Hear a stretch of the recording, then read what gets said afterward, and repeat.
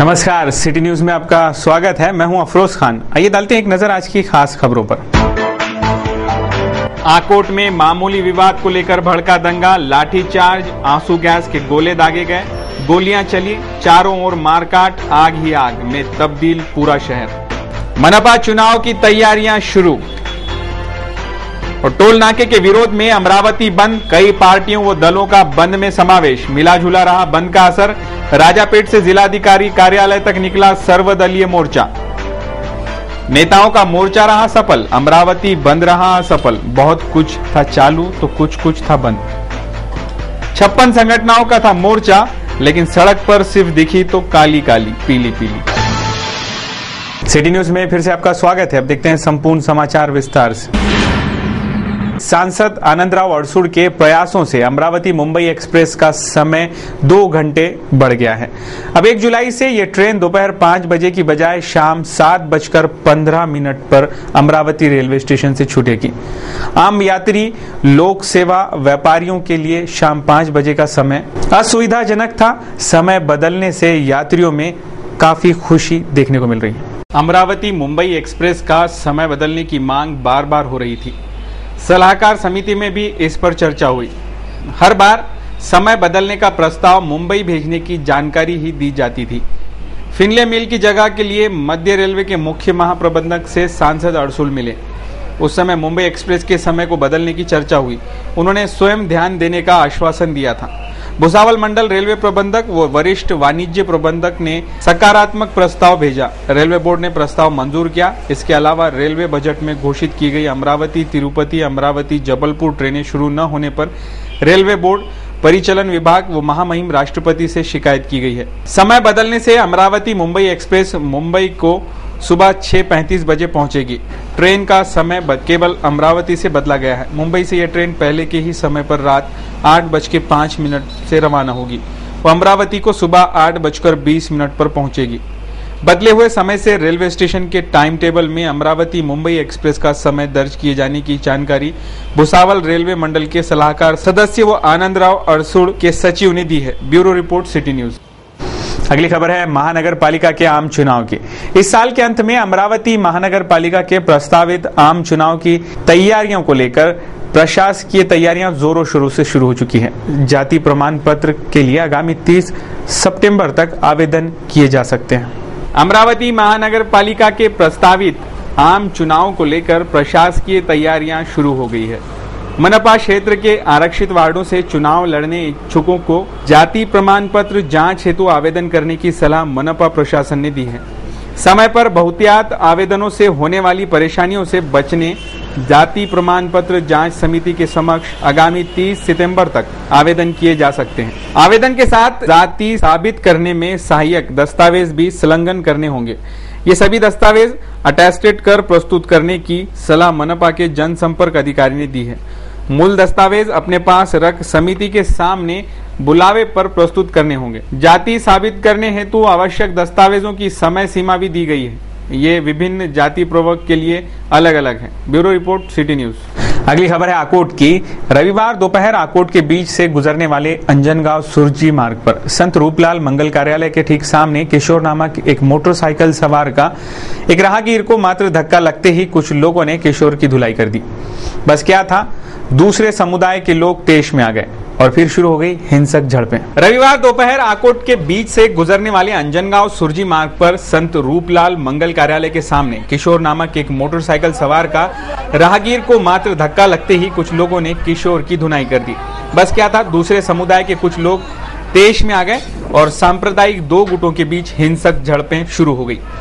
सांप्रदायिक हिंसा ने जन्म लिया। ये इलाका पहले से ही संवेदनशील माना जाता है। इस मारकाट के बीच एक ट्रैक्टर चालक की पिटाई हो गई, जिसके बाद दोनों समुदाय आमने सामने आ गए और शुरू हुई पथराव की लड़ाई। कुछ लोगों ने 4 पहिया रिक्शा आग के हवाले कर दिया। इसके बाद हिंसा ने रौद्र रूप लिया और 20 से अधिक मकान आग के हवाले कर दिए गए। थोड़ी ही देर में Hanuman Nagar, Barde plot, Iftikhar plot, Navdurga plot, Mauli वेस, नवगाजी प्लॉट, ये क्षेत्र दोनों गुटों में रणभूमि बन गया। कई क्षेत्रों में हिंसा भड़कने लगी। चारों ओर मारकाट, दुकानों मकानों पर हमले। आगजनी की घटनाओं से निपटने के प्रयास में पुलिस ने सर्वप्रथम लाठियों का सहारा लिया। लाठियां भाजने पर उपद्रवियों ने गली मोहल्लों और मकानों की छतों से पुलिस को निशाना बनाना शुरू किया। इसी दौरान 4 प्रवासी लग्जरी बसों को भी निशाना बनाया गया। उपद्रवियों की इस नीति का मुकाबला करने के लिए पुलिस ने आंसू गैस के गोले भी छोड़े। 303 की बंदूकें तानकर हवा में कम से कम 3 बार फायर किया गया। इस बीच दंगे की खबर अकोला जिला पुलिस मुख्यालय को मिलते ही जिला पुलिस मुख्यालय के विशेष बल के साथ आसपास के थानों से अतिरिक्त पुलिस बल तत्काल आकोट भेजा गया। देर शाम संवेदनशील इलाकों में एसआरपीएफ भी तैनात की गई, जबकि धू-धू कर जलते मकानों को बुझाने के लिए आकोट दमकल के अलावा अंजनगांव और शेगांव से दमकल दस्तों की सहायता ली गई। मामले की जानकारी मिलते ही क्षेत्र के शिवसेना पार्षद संजय गावंडे ने यहां पहुंचकर शांति के प्रयास शुरू किए। देर शाम तक हालात पर पूरा नियंत्रण पाकर पुलिस ने दोनों पक्षों के 106 लोगों को गिरफ्तार कर लिया। इनके खिलाफ दंगे की विभिन्न धाराओं के तहत मामला कायम करने की प्रक्रिया चल रही थी। साथ ही जमाबंद आदेश के तहत सीआरपी की धारा 144 तत्काल प्रभाव से लागू कर गिरफ्तारियों का दौरा शुरू किया गया। आकोट का एक इलाका जब दंगे की आग में झुलस रहा था और मारकाट मची थी, तभी विधायक संजय गावंडे शहर में पहुंचे। उन्होंने तत्काल लोगों से शांति बनाए रखने की भी अपील की, लेकिन एक दूसरे की जान के प्यासे बने बैठे बलवाइयों ने विधायक की एक न सुनी और दंगा भड़कता रहा।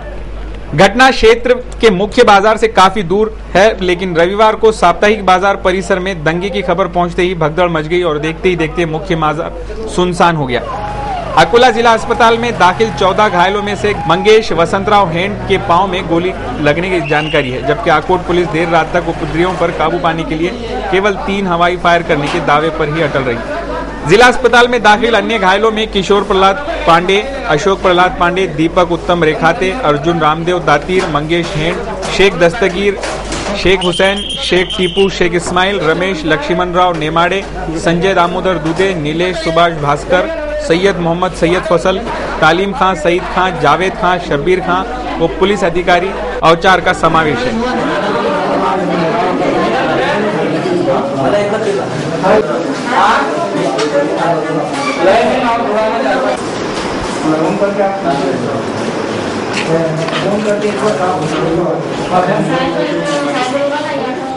हिंसा पर काबू पाने के प्रयास में सड़क पर उतरे एसडीपीओ शेख सुल्तान के साथ उपद्रवियों ने धक्का मुक्की भी की। घटना में शेख सुल्तान को चोटें पहुंचने की खबर है। इसी बीच पुलिस पर ईंट और पत्थरों को हथियार बनाकर निशाना साधा गया। ऐसे ही एक घटना में पीएसआई बाबाराव औचार को भी गंभीर चोटें पहुंची। नतीजतन उन्हें अकोला जिला अस्पताल रेफर करना पड़ा और 6 पुलिसकर्मी घायल बताए जा रहे हैं। घायलों की हालत में सुधार है। प्रभावित इलाकों में Hanuman Nagar, Barde plot, Iftikhar plot, Navdurga plot, Mauli वेस, Navgaji plot, Ramtekpura, Anjangaon road. Motorcycle चालक की राहगीर को लगी टक्कर से भड़का लोगों का माथा और एक दूसरे की जान के बने दुश्मन। पुलिस ने पहले समझाया, फिर भांजी लाठियां, इस पर भी न मानने पर छोड़े आंसू गैस। अंत में 303 की बंदूकों से दागी गई गोलियां, शाम में लगा दी गई जमाबंदी की धारा 144। इस पूरी घटना में 4 लग्जरी बसेस फोड़ी गई, 5 साइकिल रिक्शा खाक हो गए, 20 से ज्यादा मकानों को आग के हवाले कर दिया गया, जबकि 9 गायों को अपनी जान गंवानी पड़ी। 25 लोग घायल हो गए, 14 से ज्यादा लोगों की हालत अभी भी गंभीर बताई जा रही है। सोमवार की शाम मिली जानकारी के अनुसार आकोट शहर में संचारबंदी में कुछ राहत दी गई। उन क्षेत्रों को ज्यादा राहत दी गई जहां पे इस घटना का प्रभाव कम देखने को मिला। पुलिस कार्रवाई में 125 से 150 लोगों को गिरफ्तार करने की जानकारी भी है। शहर में तनाव की स्थिति है, लेकिन अब हालात पुलिस के कंट्रोल में है। Bureau report, city news. इस बुलेटिन में वक्त हो रहा है एक छोटे से ब्रेक का, आप ऐसे बने रहें, जल्द लौटते हैं।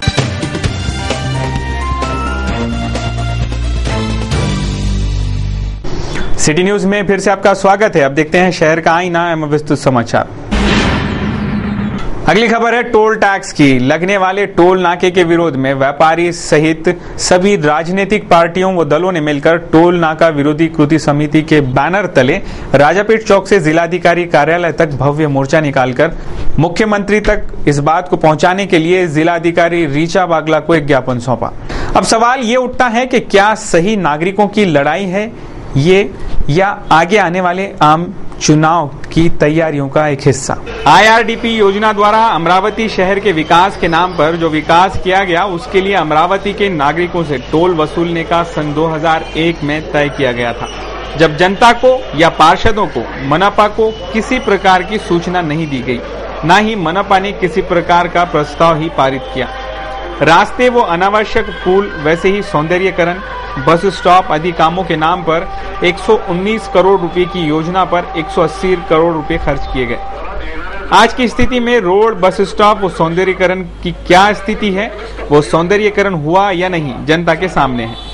किसी भी नागरिक, पार्षद, जनप्रतिनिधि को ना बताते हुए संदेहास्पद किए गए कामों का भुगतान आम जनता को भुगतना पड़ रहा है। इस तरह की गंभीर समस्या को लेकर राजापेट चौक से राजकमल चौक, मालविया चौक, इरविन चौक, गर्ल्स हाई स्कूल चौक होते हुए जिलाधिकारी कार्यालय तक भव्य मोर्चा निकाला गया।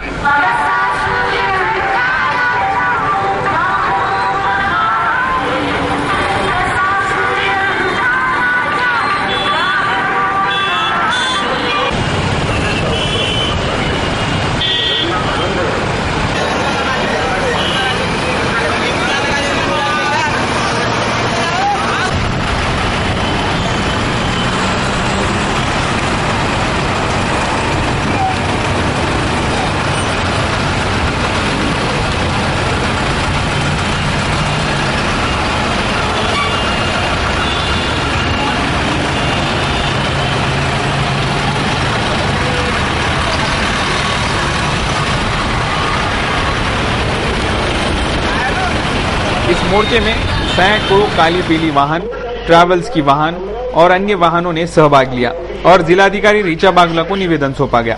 आणि आता शहरात प्रवेशासाठी लागू होणार टोल टॅक्स, तोही 29 वर्षांसाठी शहरात येणाऱ्या जाणाऱ्या वाहनांवर प्रचंड भूखंड बसणार, व्यापारावर जबरदस्त परिणाम होणार।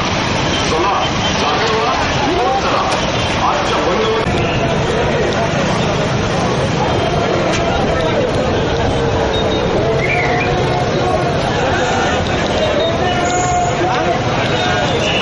हमारा व्यापारियों का सबका फुल समर्थन रहेगा। अगर सरकार पीछे नहीं हटेगी तो हम रास्ते पूरे बंद कर देंगे, पूरा आगमन बंद, सरकार के ऑफिसे बंद, रास्ता जाम, गाड़ियां फेल, हो सका तो रेल रोको आंदोलन भी कर लेंगे, पर हम पीछे नहीं हटेंगे। हम सरकार का पूरा विरोध करके टोल टैक्स को पीछे हटाएंगे, ये हमारी मांग रहेगी और हम पीछे हटने वाले बिल्कुल नहीं है। की शासनानं विश्वासघात केला, विश्वासात घेतलं नाही जनतेला आणि अगोदरच अंधारात ठेवून लोकांवर हातभार लादलेला आहे, त्याविरुद्ध आवाज उठवलाय आणि अतिशय यशस्वीपणे उठवलाय। मी महानगरपालिकेचं सुद्धा अभिनंदन करतो सर्व नगरसेवकांचं की त्यांनी एकमताने हा टोल टॅक्स झुगारून लावण्याचं ठरवलंय। पण एवढ्यावर थांबण्यात अर्थ नाही। खरं म्हणजे मी याच्यासाठी उतरलो या आंदोलनामध्ये की नुसतं व्यापारी नाही तर अंबादेवीच्या दर्शनाला नवरात्रात येणाऱ्या ग्रामीण भागातून येणाऱ्या ग्रामस्थांना सुद्धा, शेतकऱ्यांना, शेतमजुरांना सुद्धा टोल टॅक्स द्यावा लागणार आहे। काली पिढीवाले जर 3 चक्रा मारत असतील, स्वतःची बेरोजगारी दूर करण्यासाठी काम करत असतील तर ते मरून जाणार आहे टोल टॅक्सच्यामुळे।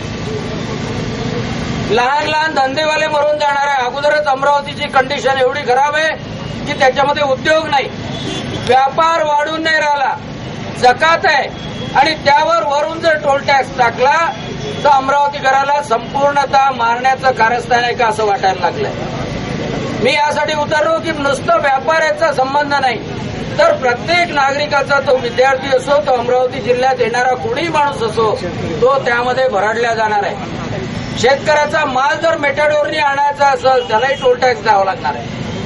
अंडे जर आणायचे असेल पोल्ट्री फार्म मधून त्याला पण टोल टॅक्स द्यावा लागणार आहे आणि प्रत्येक गोष्टीत प्रयोग अमरावतीवरच करायचा।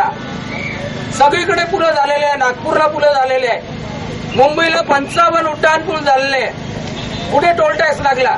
मग आमच्याच इथे टोल टॅक्स लावण्यात येतो। खरं म्हणजे आम्ही 2003 पासून पेट्रोलवर, डिझेलवर अधिभार देऊन राहिलोय। पेट्रोलवर, डिझेलवर अधिभार देत असताना एकाच गोष्टीसाठी अनेक मार्गामधून लोकांना लुटण्याचा प्रयत्न अमरावतीची जनता कदापि सहन करणार नाही। ये तो हो गई इन राजनीति तज्ञों की बात, लेकिन इस बंद से आम नागरिकों को कोई लेना देना नहीं है, न ही व्यापारियों को इस बात का अंदाजा। आप इस बात से लगा सकते हैं कि जो गिने चुने व्यापारी बंद में शामिल हुए उनकी ही दुकानें भी खुली देखी गई।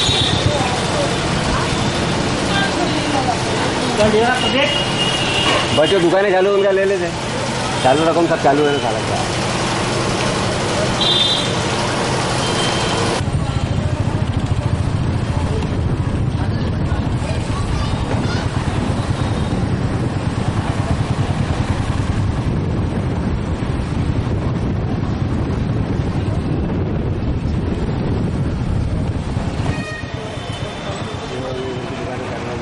व्यापारियों ने कहीं सहयोग नहीं दिया और अब तो जनता भी मोर्चे से बोर हो गई है। कुछ नेताओं के मुंह से भी ये सुना गया कि आंदोलन में आम जनता सहयोग नहीं देती, और दे भी क्यों कि चुनाव जैसे जैसे करीब आते हैं राजनेता अपनी शतरंज की बिसात बिछाना शुरू कर देते हैं। जब उड़ान का काम शुरू था उस समय मीडिया ने भी ये बात उठाई थी कि इस पुल और सौंदर्यीकरण का भुगतान आम नागरिकों को टोल टैक्स के रूप में भरना पड़ेगा। उस समय कहाँ थे जनप्रतिनिधि, कहाँ थे नेता व अन्य संगठन, कहाँ गई थी ये सारी संगठनाएं? इस तरह की चर्चा बंद के दौरान नागरिकों में जोरों पर थी। वैसे भी सोचने लायक बात यह है कि बिना मनपा के सहमति के बगैर मनपा क्षेत्र में किसी भी प्रकार का विकास काम किया ही नहीं जा सकता। एक छोटा सा मकान बनाने के लिए मनपा की अनुमति लिए बगैर मकान नहीं बनाया जा सकता, तो फिर शहर के हृदय स्थल में बनने वाले इतने बड़े उड़ान पुल की बात मनपा से कैसे छुप सकती है? ये तो आम नागरिक भी सोच सकता है। जिस समय विकास काम शुरू ही हुए थे उस समय भी यही जनप्रतिनिधि थे, तब ये प्रश्न क्यों नहीं उठाया गया? ये भी प्रश्न जनता के जहन में गूंज रहा है। शायद ये सब देखते हुए अमरावती बंद पूरी तरह सफल नहीं रहा। अमरावती की 80% दुकानें सुबह से ही खुली रही। अमरावती के व्यापारियों को भी पता है टोल नाका लगेगा ही, वो पहले से ही तय है। कुछ नागरिकों व व्यापारियों ने तो ये भी कहा कि अगर नेता टोल नाका रोकना चाहे तो वैसे भी खुद रुकवा सकते हैं। इसमें आम व्यापारियों की दुकानें बंद कर बेचारों के पेट पर क्यों लात मारा जा रहा है? आगे ये भी कहा कि वैसे ही व्यापारी मंदे चल रहे हैं और दुकानें बंद भी रखी तो क्या हासिल होगा? उल्टा धंधे का ही नुकसान है। आम नागरिकों का साफ मानना है कि ये सिर्फ आने वाले चुनाव की तैयारी है, इसके अलावा कुछ भी नहीं। तो फिर जनप्रतिनिधि जनता को ही क्यों करते हैं परेशान? जिस चीज का कोई हल नहीं उसके लिए फिर क्यों माथापच्ची? जनता जब टोल नाका भी भरने को तैयार तो फिर नेता क्यों कर रहे हैं परेशान? यही बात नागरिकों के जहन में है। नागरिकों ने ये भी कहा नेताओं अब बस करो, बहुत हो गया, अब तो मत सेको अपनी राजनीति की रोटियां। कई प्रोजेक्ट आए और गए, जिन्हें लगाना था लग गए, तब भी कई राजनेताओं ने अपनी रोटियां सेकनी चाहिए, फिर चुप बैठ गए। क्या यही है राजनीति? हमारे संवाददाता सुदेश चौहान व अफरोज खान की ये रिपोर्ट। इस मोर्चे के दौरान किसने क्या कहा आप ही सुने उनकी जुबान। जात आहे त्याच्या विरोधात संघर्ष करण्याची जी मानसिकता त्यांनी दाखवली त्याबद्दल त्यांचं मनपूर्वक अभिनंदन करतो। कालच महानगरपालिकेमध्ये सर्व पक्षीय नगरसेवकांनी सुद्धा हा ठराव घेतलेला आहे की त्यांना सुद्धा लोकप्रतिनिधींना सुद्धा कोणत्याही प्रकारचा टोल टॅक्स नको आहे। याचा अर्थ आम्ही लोकप्रतिनिधी आणि अमरावतीकर जनता या टोल टॅक्सला नाकारत आहे आणि त्याचं कारण आहे की टोल टॅक्स आमच्या सहमतीनं झालेला नाही। आम्हाला विचारल्याशिवाय आमच्यावर हा जो कर्जाचा ओझा लादण्यात आलेला आहे ते आम्ही नाकारत आहे। सामान्य जनतेची दिशाभूल करून विकासाच्या नावाखाली जो टोल टॅक्स बसवण्यात आलेला आहे त्याचा आम्ही सगळेजण तीव्र शब्दात निषेध करतो आणि ही जी जबरून वसुली आहे त्याचा निषेध करतो। याविरुद्ध आम्हाला संघर्ष करावा लागणार आहे। जोपर्यंत हा अन्याय आमचा दूर होणार नाही तोपर्यंत संघर्ष करण्याची आवश्यकता आहे। त्या संघर्षामध्ये याच प्रकारे प्रतिसाद अमरावतीकर जनतेने द्यावं। सबसे पहली बात तो टोल टैक्स होना ही नहीं चाहिए। हमारी काली बिल्ली सब बंद है और पेट्रोल पर डीजल पर लगा दिया और हमारी तो नो एंट्री है। नो एंट्री के बाद में टोल टैक्स कैसे देंगे? जब प्रवेश बंदी है तो फिर प्रवेश बंदी के बाद में टोल टैक्स कैसे वसूल किया जाएगा? नागरिकों को लूटने से पहले राजनीतिक षड्यंत्र का खुलासा नागरिकों के सामने होना जरूरी है ताकि पता चल सके कि टोल नाका किस चीज का नाम है या आखिर ये टोल टैक्स वसूला क्यों जा रहा है, या यूं कहें चुनाव करीब आते ही चुनाव राजनीति का एक हिस्सा तो नहीं। अगली खबर है बीएसएनएल की। बीएसएनएल कर्मचारी अब अपनी मनमानी पर उतारू हो गए हैं। ऐसा ही एक वाकया सोमवार के दिन सामने आया जब एक ग्राहक पार्वती भवन स्थित कार्यालय में अपना पुराना टेलीफोन बदलने कार्यालय पहुंचे, जहां सिर्फ गोलमाल जवाब मिले। कोई जिम्मेदारी से काम करने को तैयार ही नहीं। सोमवार के दिन शहर के प्रसिद्ध डेयरी व्यापारी देवराज अनिरुद्ध तिवारी अपना पुराना टेलीफोन बंद होने के कारण पार्वती भवन राजकमल चौक स्थित BSNL के कार्यालय में अपना टेलीफोन बदलने पहुंचे। बताया गया कि BSNL विभाग द्वारा ग्राहकों के लिए नए टेलीफोन आए हैं। तिवारी जी इसके पहले अपना एक टेलीफोन बदलवा चुके हैं, लेकिन सोमवार के दिन नया ही माजरा सामने आया। कार्यालय से अधिकारी नदारत, कोई जवाबदारी संभालने को तैयार नहीं। टेलीफोन बदलने के नाम पर पुराना टेलीफोन कपड़े से साफ कर थमाने लगे। तब तिवारी जी ने कहा, टेलीफोन तो नए आए लेकिन कर्मचारी नहीं माने, जिस पर तिवारी जी ने माहिती के अधिकार अंतर्गत निवेदन सौंपा तो कोई कर्मचारी ओसी देने को तैयार नहीं। इस विवादित समय पर हमारे संवाददाता सुदेश चौहान ने तिवारी जी से इस विषय पर जानकारी ली। जिन्होंने मेरे को जॉब दिया, इनकी वजह से मेरे को यहाँ पे चैनल वाले को बुलाना पड़ा और मेरे को यहाँ पर मानसिक रूप से त्रास हुआ है। और मैं यहाँ से 2 घंटे से बैठा हूँ। यहाँ पे कोई भी जिम्मेदार व्यक्ति नहीं है, चाहे तो कोई पूरा करता यहाँ का सामान ही लूट के लेके चले। और उसको मेरे को देने से नकार देते हुए उन्होंने मेरे को जूना टेलीफोन उसको पोछपाछ करके मेरे को देने वाले थे, जिसको मैंने लिया नहीं। उसके बाद मैंने उनको माहिती के अधिकार के अंदर कि भाई तुम्हारी क्या क्या प्रोसीजर है, इसकी जानकारी लेने के लिए मैं जब यहाँ पर आया तो यहाँ पर से कुर्सी सब अपनी कुर्सी छोड़ के भाग गए और कोई मेरे से माहिती के अधिकार का ये फॉर्म लेने को तैयार नहीं है। और ये मैं मानसिक रूप से बहुत मैंने परेशान हो चुका हूँ।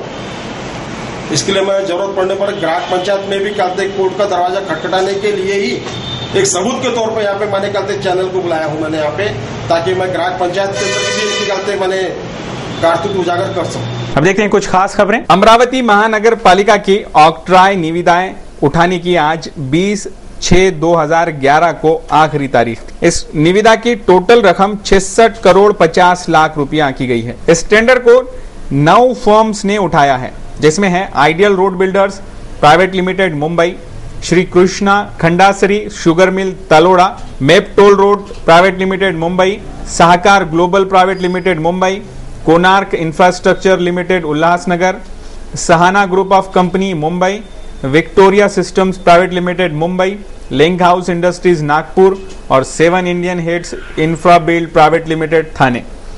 इन 9 लोगों ने निविदाएं उठाई हैं, जिसको सबमिट करने की आखिरी तारीख है 22 जून 2011 दोपहर 3 बजे तक। 4 बजे इसी तारीख को ये निविदाएं खोली जाएंगी। Bureau report, city news. चलिए आपको ले चलते हैं बॉम्बे स्टॉक मार्केट। कैसा रहा दिन भर आज कारोबार का हाल। मॉरिशस के साथ भारत की दोहरी टैक्स नीति के मामले की खबर ने आज भारतीय शेयर बाजार को हिला दिया। कारोबार के अंत में बाजार के प्रमुख सूचकांक काफी गिरावट के साथ बंद हुए।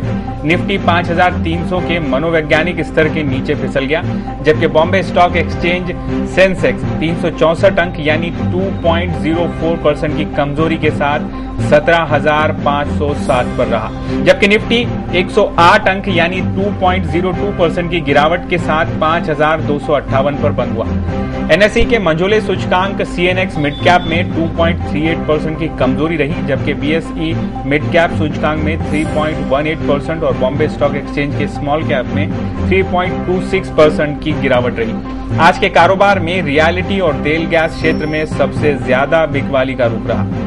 एशियाई शेयर बाजारों में मजबूत संकेतों के बीच भारतीय शेयर बाजार के प्रमुख सूचकांकों की शुरुआत बढ़त के साथ हुई, लेकिन कारोबार के शुरुआती मिनटों में ही बाजार बढ़त गंवाकर लाल निशान पर चला गया, जो आखिरकार लाल निशान पर ही बंद हुआ। एक नजर आज के शहर के मौसम के हाल पर। सोमवार को शहर का तापमान अधिकतम 33 डिग्री सेल्सियस आंका गया, जबकि न्यूनतम तापमान 25 डिग्री सेल्सियस रहा। सोमवार को शहर की ह्यूमिडिटी 72% रही और ड्यू पॉइंट रहा 27। मंगलवार को शहर का अधिकतम तापमान सोमवार की इतना ही 33 डिग्री सेल्सियस रहेगा, जबकि न्यूनतम तापमान 25 डिग्री सेल्सियस रहेगा, लेकिन ह्यूमिडिटी में 1% का इजाफा जरूर होगा। यानी मंगलवार को ह्यूमिडिटी रहेगी शहर की 73% और ड्यू पॉइंट रहेगा 27%। ये थे अब तक के समाचार। एक बार फिर से नजर डालते हैं आज की खास खबरों पर। आकोट में मामूली विवाद को लेकर भड़का दंगा, लाठीचार्ज, आंसू गैस के गोले दागे गए, गोलियां चली, चारों ओर मारकाट, आग ही आग में तब्दील पूरा शहर। मनपा चुनाव की तैयारियां शुरू। और टोल नाके के विरोध में अमरावती बंद, कई पार्टियों व दलों का बंद में समावेश। मिला जुला रहा बंद का असर, राजापेट से जिलाधिकारी कार्यालय तक निकला सर्वदलीय मोर्चा। नेताओं का मोर्चा रहा सफल, अमरावती बंद रहा असफल। बहुत कुछ था चालू तो कुछ था बंद। 56 संगठनों का था मोर्चा, लेकिन सड़क पर सिर्फ दिखी तो काली काली पीली पीली। सिटी न्यूज के बारे में आप अपने सुझाव एवं विचार हमें भेज सकते हैं हमारे इस पते पर। हमारा पता है सिटी न्यूज कार्यालय, धनराज लाइन, सक्कर 7, अमरावती। हमारा फोन नंबर है 25638333। इस समाचार के माध्यम से हम आपको देते रहेंगे शहर की तरोताजा खबरें। सिर्फ देखते रहिए सिटी न्यूज चैनल। हर घंटे होती रहेंगी नए खबरों के साथ फिर मुलाकात। देश और दुनिया की खबरों को देखने के लिए आप लॉग ऑन कर सकते हैं www.citynews.net.in पर। कार्यक्रमों का और समाचारों का सिलसिला सिटी न्यूज पर जारी रहेगा। आप देखते रहिए सिटी न्यूज। मुझे दीजिए इजाजत।